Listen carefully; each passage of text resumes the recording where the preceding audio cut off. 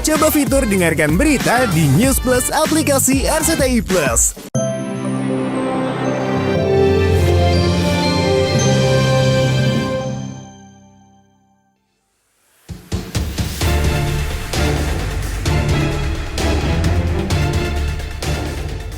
Pemirsa, hari ini penyanyi Raisa kembali available di Bursa Jodoh Selebriti. Kabar itu santer diperbincangkan setelah sidang cerainya dengan Hamis Daud di Pengadilan Agama Jakarta Selatan resmi ditutup atau diakhiri.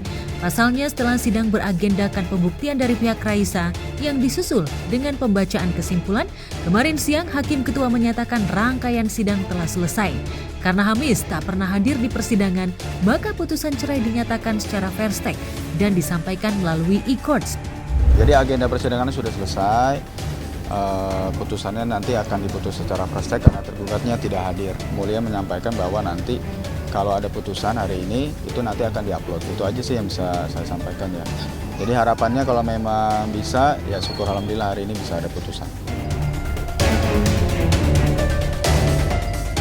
Melayangkan gugatan cerai pada 22 Oktober 2025, Raisa cuma menyertakan gugatan hak asuh anak. Sedangkan masalah harta Gonogini dibagi secara adil di luar pengadilan sesuai kesepakatan bersama. Langkah bercerai baik-baik dipilih Raisa dan Hamis untuk menjaga mental putri sematawayang mereka. Ya, saya rasa ini juga kan dari statement mereka berdua ya, surat terbuka, kemudian juga waktu itu ada kesempatan juga Mas Hamisnya juga menyatakan ya, bahwa memang mereka berusaha baik-baik dan saat ini juga memang baik-baiknya itu dijalankan ya. Saya udah pernah digosipin semuanya. Udah 2 tahun ini kena kanan kiri, jadi sudah kayaknya udah mulai habis cerita-cerita yang buruk yang bisa dilempar ke saya. Saat pernikahannya dengan Raisa resmi berakhir, Hamis tengah melakukan safari sosial menjenguk para korban banjir bandang di Aceh. Dalam caption yang menyertai video aktivitasnya di Bumi Serambi Mekah, laki-laki bernama lengkap Hamis Daud Willy itu menulis, menemukan harapan dan sukacita di tengah kekacauan. Air setinggi apa untuk bisa patahin jembatan sampai ini semua rumah-rumah warga, kafe, restoran, ini semua habis gara-gara banjir. Dan katanya sekitar 40-50 meter tanah yang ke sini tuh udah habis, keuruk semua gara-gara banjir kemarin.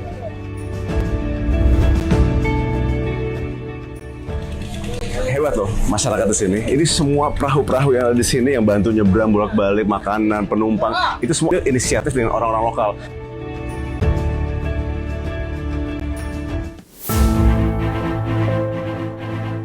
Juga tidak hadir di sidang cerai kemarin, Raisa punya kesibukan yang tak bisa ditinggalkan. Netizen pun bergunjing, Raisa sudah siap menjadi janda. Kisah cintanya dengan Hamis berakhir di Desember kelabu 2025.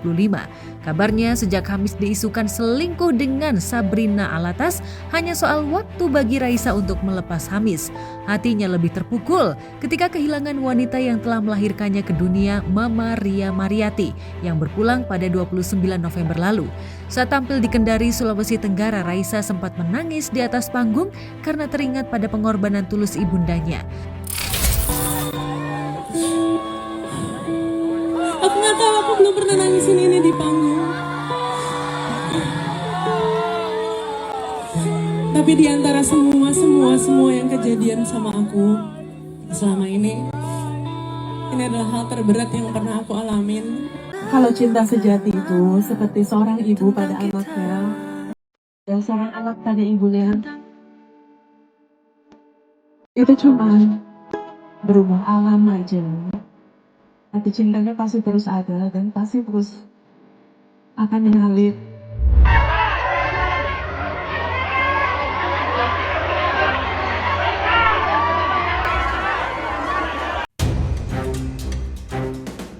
But life must go on. Status janda seolah menjadi titik balik hidup Raisa. Ia siap menjadi single parent meski berusaha melakukan co-parenting yang baik dengan Hamis. Soal anak itu memang dari awal kita para pihak itu co-parenting, jadi sampai hari ini juga kan nanti ganti-gantian gitu. Sekarang juga yang saya tahu ya anaknya juga sudah libur ya, jadi nanti gantian ke pihak dari bapaknya gitu. Intinya hubungan saya sama Ia itu baik banget. Kita mau jaga itu, kita akan jadi teman selama-lamanya karena kita punya namanya anak, jadi kita pengen jaga itu.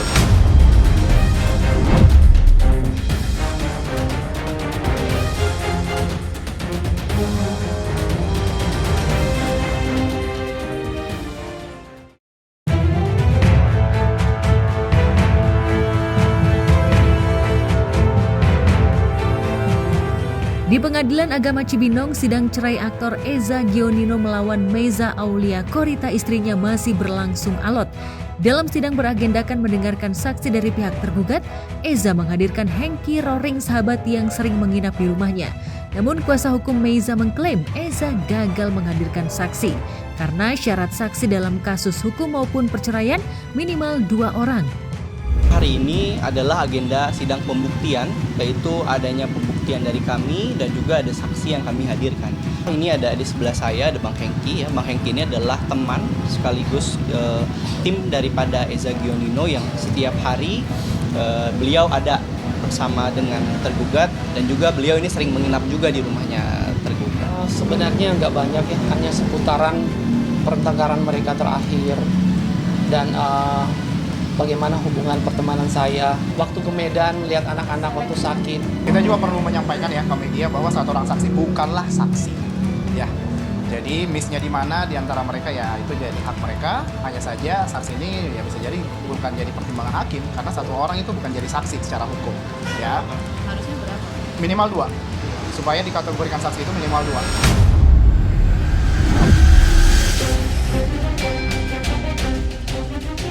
Jika pada sidang sebelumnya pihak Meiza berusaha menjaga marwah Eza agar kelak anak-anak Eza tidak memandang buruk sosok ayahnya, sekarang Meiza seolah tak memperdulikan hal itu.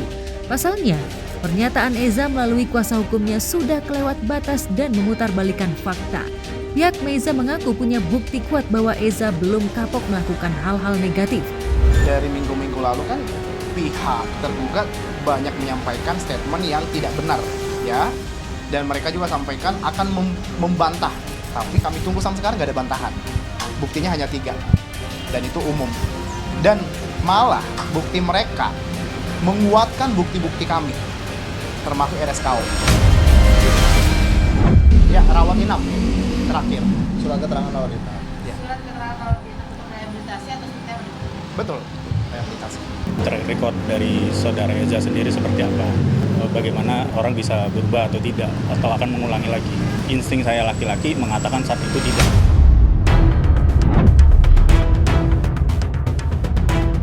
Soal KDRT yang dibantah pihak Eza pun akhirnya dipertegas oleh pihak Meiza. Pekan lalu Meiza hanya mengaku mengalami KDRT verbal dari Eza agar nama Eza tidak jelek di mata satu Indonesia. Sekarang fakta-fakta KDRT fisik tidak bisa disembunyikan lagi. Jadi kalau dia bilang juga tidak ada KDRT, foto lebam ada, CCTV ada, ya. Kalau ditanya apakah sampai laporan polisi, nggak akan setega itu. Cekcok rumah tangga tuh biasa ya. Saya tahu itu mulai ribut-ribut sejak bulan Mei. Yang jelas sih saya mempermudah semua apa yang dia mau. Saya udah survive, saya udah berusaha berjuang dari bulan Mei. Saya harus terima, saya harus belajar ikhlas, saya harus menguatkan diri saya. Life must go on.